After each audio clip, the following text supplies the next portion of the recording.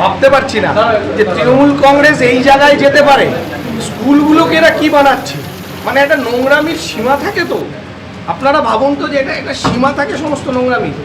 এটা কোনো একটা বদমাইশি করার জায়গা। আপনি বলুন এগুলো কি বানিয়েছে, একটা আজবাত একেবারে বেডরুম, মানে ওটা অদ্ভুত ব্যাপার। স্কুলে অসুস্থ হলে সিক রুম লিখে রেখেছে, তার মধ্যে অ্যাটাচ বাথ, আর তারপরে যা পেলেন আর কি বলবো। মানে আমার লজ্জা লাগছে কোন জায়গায় শিক্ষাটাকে এরা মানে তৃণমূল কংগ্রেস নিয়ে গেছে। তারা যা ক্ষতি পশ্চিমবঙ্গের করে গেল, আমরা সে ক্ষতি কতদিনে মানে ঠিক করতে পারবো আমি জানি না। আবারও কথা বলবো, সরাসরি সমীরণ পাল রয়েছেন আমাদের সঙ্গে। সমীরণ, আমরা পাটক্ষেতের তলা থেকে টাকা উদ্ধারের ঘটনা দেখেছি, কম্পিউটার ট্রেনিং সেন্টার সেখান থেকেও আমরা নগদ টাকা উদ্ধার দেখেছি। এবার একেবারে বেসরকারি স্কুলের ভল্ট, যেখান থেকে রাশি রাশি টাকা উদ্ধার হয়েছে। স্কুলের মধ্যে আরো কি কিছু অনৈতিক কাজ হতো, কারাই বা এর সঙ্গে জড়িত ছিলেন? বিজেপি বিধায়ক তিনি অভিযোগ করছেন দেখলাম। কুসুমিতা, দেখো, এর আগে আমরা দেখেছি যে মস্তন্দপুরের তৃণমূল নেতা উত্তর চব্বিশ পরগনা জেলা পরিষদের কর্মাধ্যক্ষ, তার বাড়ি থেকে 27 লক্ষ টাকা উদ্ধার হয়েছে, এবং বাদুরিয়ার তৃণমূলের পুরপ্রধান তার অফিস থেকে 80 লক্ষ টাকা, এবং তার অফিসের ঠিক কাছে পাটক্ষেত থেকে বস্তাবন্দি অবস্থায় 2,24,00,000 টাকা উদ্ধার হয়েছে। ঠিক তার পরপরই আবার এই স্কুলের মধ্যে টাকা উদ্ধার হলো। গতকাল এই টাকা উদ্ধারের খবর জানতে পেরে বীজপুরের বিজেপি বিধায়ক সুদীপ্ত দাস তিনি স্কুলে ছুটে আসেন। তিনি এসে দেখেন যে স্কুলের মধ্যে শুধু টাকা নয়, স্কুলের মধ্যে একটি সিক রুমের নামে একটি সুসজ্জিত বিলাসবহুল ঘর রয়েছে, সেখানে অ্যাটাচ বাথরুম রয়েছে, এবং বেশ কিছু আপত্তিকর জিনিসপত্র পাওয়া গেছে।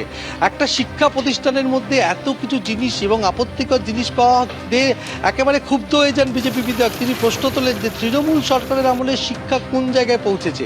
আমি তরুণকে আরও একবার স্কুলের ভেতরের ছবিটা দেখাতে বলবো, যে এই স্কুলের ভেতরে যে গ্রাউন্ড ফ্লোর আছে সেখানেই ভল্ট উদ্ধার হয়েছে, এবং সেই ভল্টের মধ্যে 1,70,00,000 টাকা। এই টাকা কি করে এলো?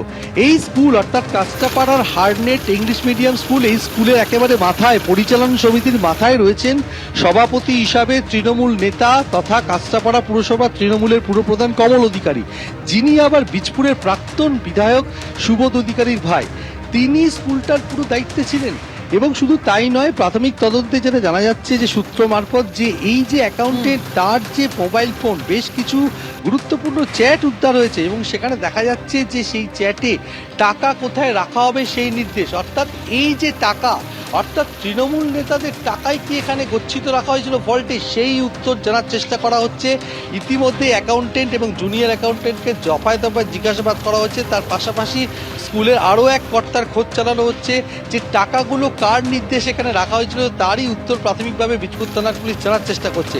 কমল অধিকারী কাস্টাপাড়া পুরসভা তৃণমূলের পুরপ্রধান। গত 4 মে বিধানসভা নির্বাচনের ফল ঘোষণা হয়, এবং সেই ফলে বীজপুরের তৃণমূল বিধায়ক যিনি ছিলেন সুবোধ অধিকারী, তিনি পরাস্ত হয়েছেন বিজেপি প্রার্থী সুদীপ্ত দাসের কাছে, এবং তারপর থেকে তার তৃণমূল পুরপ্রধান ফেরার এবং তার কোনো খোঁজ নেই।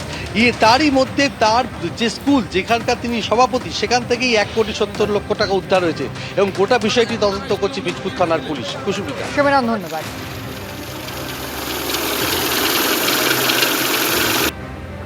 এবিপি আনন্দ, এগিয়ে থাকে, এগিয়ে রাখে।